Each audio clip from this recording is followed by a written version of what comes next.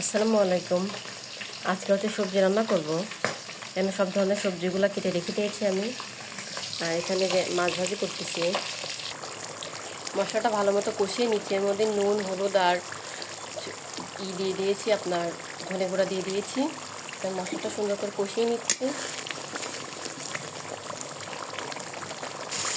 এবার মশলাতে সবজিগুলো দিয়ে দিলাম।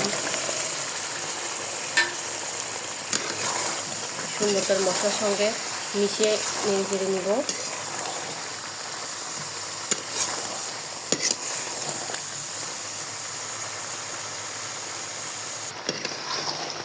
এই তরকারিটা আবার নেড়ে চেড়ে দিচ্ছি।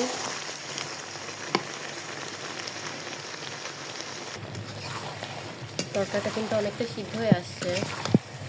এই যে দেখতে পাচ্ছেন, অনেকটাই কিন্তু সিদ্ধ হয়ে আসছে তরকারিটা। সবজি তরকারি কার ভালো লাগে অবশ্যই কমেন্টে জানাবেন।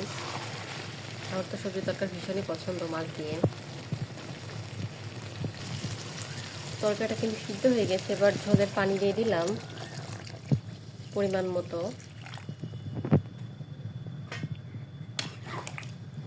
হালকা করে একটু নেড়ে চেড়ে দিলাম।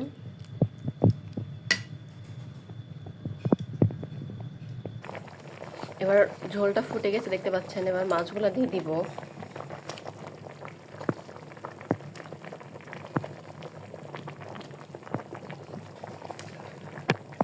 এই মাছটা কিন্তু লাওলা মাছ।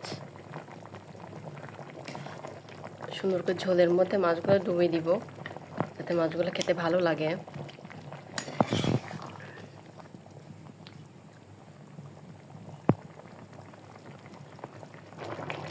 এবারে বিলাইতে ধনেপাতা 3টা দিয়ে দিব তরকারিতে।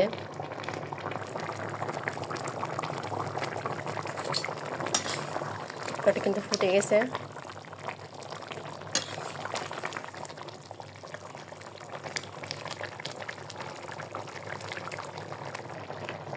আমি তরকারিতে সামান্য ভাজা গুঁড়া দিয়ে দিই, যাতে স্বাদটা ভালো লাগে খেতে। খুবই সামান্য দেই, আপনারাও দিবেন, ভালো লাগবে তরকারির স্বাদটা সবজি তরকারির ক্ষেত্রে।